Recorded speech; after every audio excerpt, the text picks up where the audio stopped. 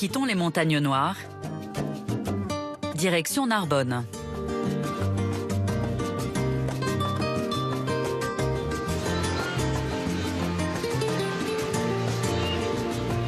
Sous ces halles, bat le cœur de la cité, le marché. Une véritable institution qui fait la notoriété de la ville depuis plus de 100 ans et reste ouvert chaque jour de l'année.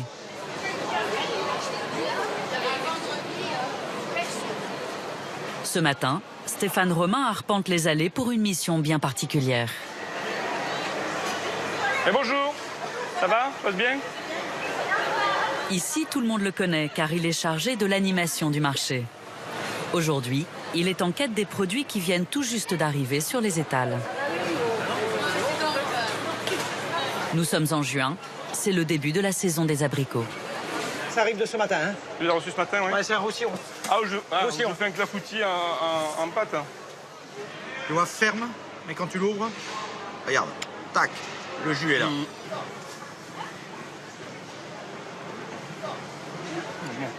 Ça te va? Il faudra qu'on se voit parce qu'on va faire une animation sur la tomate. Là, il va y avoir de quoi. Hein? Voilà, donc il faudra qu'on voit parce que ça serait bien d'arriver à décliner des préparations, mettre en avant des tomates, des variétés de tomates anciennes. Ça, c'est ce que je fais tous les ans. En fait, le gars, il fait des choses remarquables. Pas beau, ça? Ça, c'est la vraie cœur de bœuf, oui. Eh oui, parce que... Oui, parce qu'il y a... Là, oui. on reconnaît un cœur de bœuf parce qu'il a une forme de vraiment cœur. une forme de cœur, elle est de cœur. Et elle a une forme de cœur. Après, il y a plus gros, plus fin, voilà. Quel beau cœur. On pourrait le faire pour ma femme, ça, tiens. C'est vrai, tu pourrais lui offrir, ça lui ferait plaisir. Chérie, Un je pense message que ça d'amour se avec voit une mal. tomate. Alors moi, j'ai un travail absolument extraordinaire au Halles. Ça fait une vingtaine d'années maintenant que je travaille pour les Halles de Narbonne, pour les commerçants. Je suis employé par l'association des commerçants des Halles. Et l'objectif, c'est de stimuler ce lieu, de le faire résonner le plus souvent possible. Alors c'est un lieu vivant, c'est un lieu qui est apprécié. Il y a un affect important des Narbonnais pour les Halles. Maintenant, c'est aussi un lieu fragile, hein, comme tous ces lieux de consommation qui peuvent vite tomber dans l'obsolescence si on les abandonne et si on ne les stimule pas. Ben, mon métier, c'est un petit peu de faire parler de ce lieu. Stéphane poursuit sa tournée à 2 pas de là, chez un spécialiste des fromages de la région.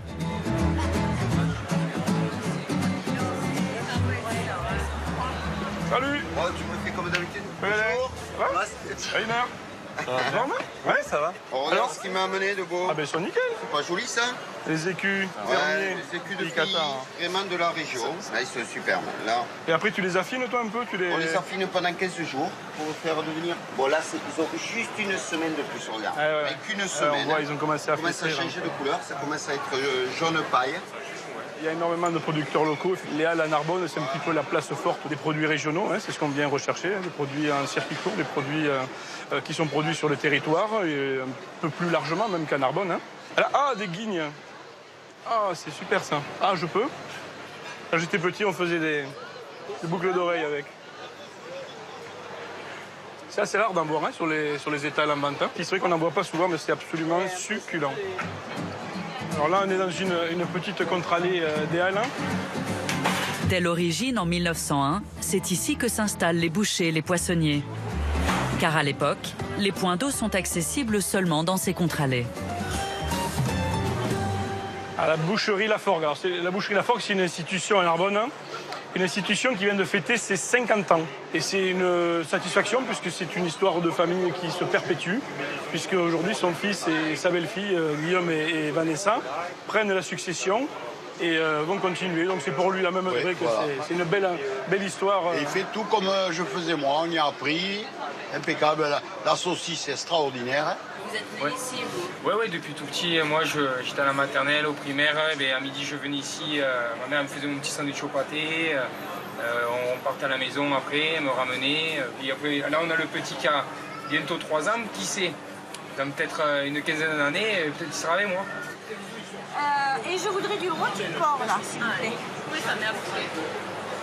Alors attendez, là, je dirais bien jusque-là, ouais. Il y a cette ambiance de village. Même si on est dans une ville, Narbonne est un gros village. Et finalement, vous rencontrez beaucoup de gens. Hein. Tout le Narbonnais est ici. Et il y a toujours des animations. Et les produits sont excellents. Alors là, on va dans un endroit qui est totalement atypique. On va chez Jean-Claude. Jean-Claude, c'est l'épicier généraliste des Halles. Et alors, Jean-Claude a une particularité, c'est qu'on y trouve absolument de tout. Donc, c'est un peu le Géo trouve tout des Halles. Alors, de temps en temps, on s'en amuse un petit peu et on le met au défi. Par exemple, bon, Jean-Claude, est-ce que tu as des capres, s'il te plaît? Oui, tout à fait. Tout à fait. Bon, alors, si tu as des capres, je suis sûr que tu n'as pas de lait concentré. Si. De l'harissa? Oui, aussi. Voilà, du café, du Thomas coulis. Presque tout. Jean-Claude, c'est un élément clé dans les Halles, puisque sans lui, on ne pourrait pas imaginer avoir des clients qui font l'intégralité de leurs courses aux Halles. On peut, grâce à des commerçants comme ça, faire l'intégralité de ces courses aux Halles, jusqu'à la bouteille d'huile, la boîte de sardines ou le petit pot de cap pour pouvoir cuisiner. Comme Jean-Claude, la plupart des commerçants travaillent ici depuis des années et apprécient par-dessus tout l'ambiance conviviale des Halles. C'est magique ici, c'est ce que je voulais, c'est ce que je recherchais. Donc, être ailleurs, ce serait pas le même esprit. Parce que les Halles, c'est un esprit. Il y a des valeurs. Et c'est ce que je recherche. Et ici, il y a tout. C'est un lieu de sociabilisation extrêmement important pour la ville de Narbonne. On s'aperçoit qu'il y a des gens qui viennent ici tous les jours, qui n'achètent quasiment rien, mais qui ont besoin de venir aux Halles, de venir les fréquenter. Donc, on est vraiment ouvert à une population très très diversifiée. Il y a des jeunes, il y a des vieux, il y a des notables, il y a des ouvriers, il y a des sans-abri. Tous ces gens-là se mêlent naturellement dans ce lieu. Ciao les filles, hein. Merci. Parmi les lieux de rendez-vous incontournables des Halles, le restaurant chez Bébel. Ici, à l'heure du déjeuner, on vient de toute la région pour assister à ce qui fait l'attraction du bistrot. François, il me faut s'il te plaît François une bavette et un tartare. Une bavette et un tartare. David, tu me fais s'il te plaît un steak haché. J'arrive, je m'occupe de Bébel. 2 secondes, hein, messieurs, dames.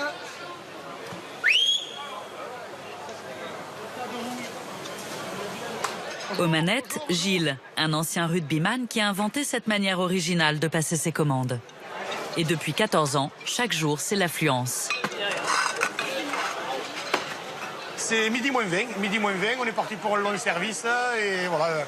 C'est maintenant que ça commence et c'est là que je ressens une grande excitation et une grande joie surtout parce que je me régale. Messieurs, dames, entrecôte, bavette, steak haché, tartare. Allez, une bavette, madame, oui. Jonas, s'il te plaît, il me faut 2 bavettes à point et une saignante. Ah oui. On travaille surtout en famille, parce que là, je suis entouré donc, de mes nièces. Il y a ma fille qui va arriver tout à l'heure.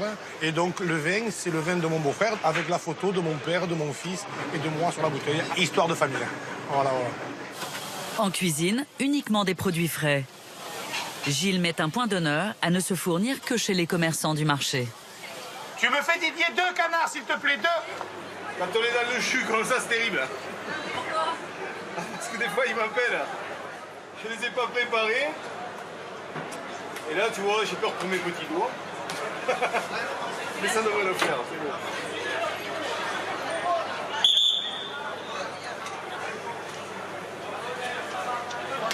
Le coup de main est lancé, mais on a tous un petit peu chaud au rugby dans la région quand même. Et puis bon, c'est parti, si tu préfères, sur une... Un jour, il y avait tellement de monde au milieu, il y avait tellement de monde, on ne pouvait pas passer. Donc Gilles m'appelle, et puis alors, chaque fois, tu zigzagues pour porter un canard. On a dit, bon, cette fois-ci, on jette, on tente. On a tenté 1 fois, 2 fois, 10 fois, et puis maintenant, voilà, on en est là.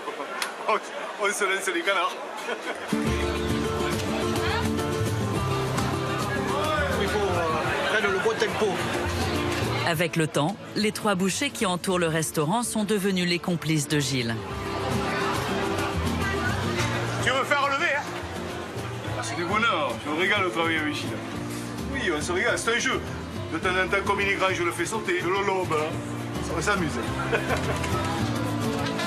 David, je t'envoie 4, la commande est prise, 4.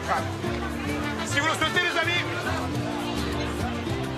Chez Bébel, on vient parce que c'est un endroit convivial, on y mange bien et on aime les Halles aussi, donc c'est toujours cet esprit un peu de foule, un peu de feria aussi qu'on retrouve et on apprécie venir pour ça. Les Halles, c'est l'endroit où l'âme de Narbonne ressurgit. Vous croisez tous les Narbonnais. C'est ici qu'il faut venir. Mireille Franc fait partie des habitués car elle s'intéresse aussi à l'architecture remarquable du bâtiment.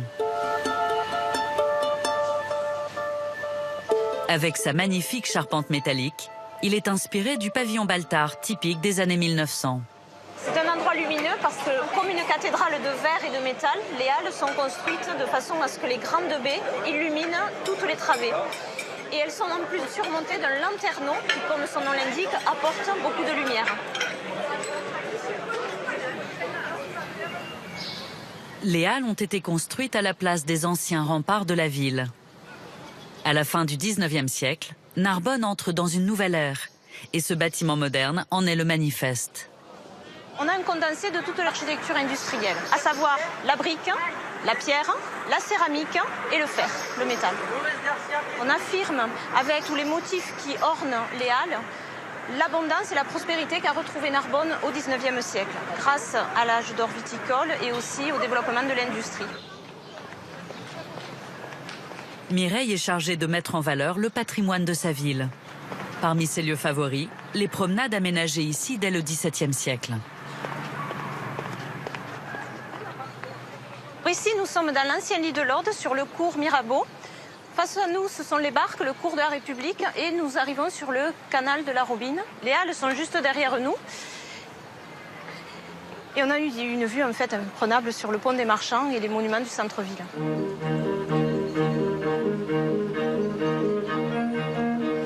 À l'origine, cette arche permettait de traverser l'Aude sur toute sa largeur. Aujourd'hui, le pont des Marchands est un des seuls ponts habités de France.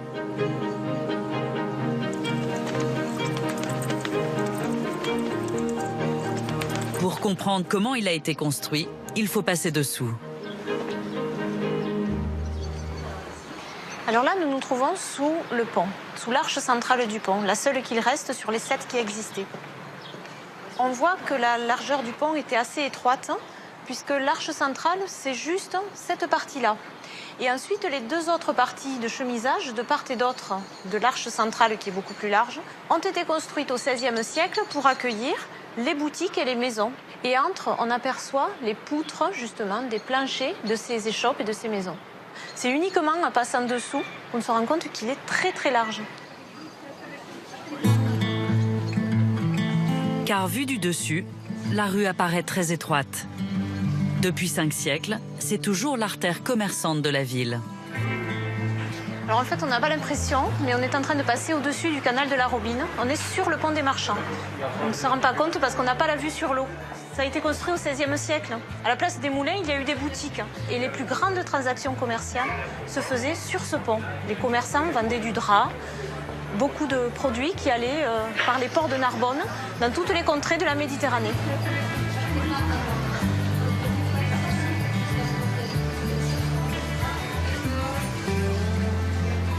Grâce à Mireille, nous sommes reçus par Pierre Fabre, qui habite une maison construite sur une ancienne arche du pont. C'est une vue magique. On y voit le cours Mirabeau et le cours de la République. On se rend compte que ce sont des espaces proches du canal, les seuls qui n'ont pas été bâtis, parce que ça correspond justement à l'ancien lit de l'Aude. C'est pour ça qu'il n'y a pas de maison.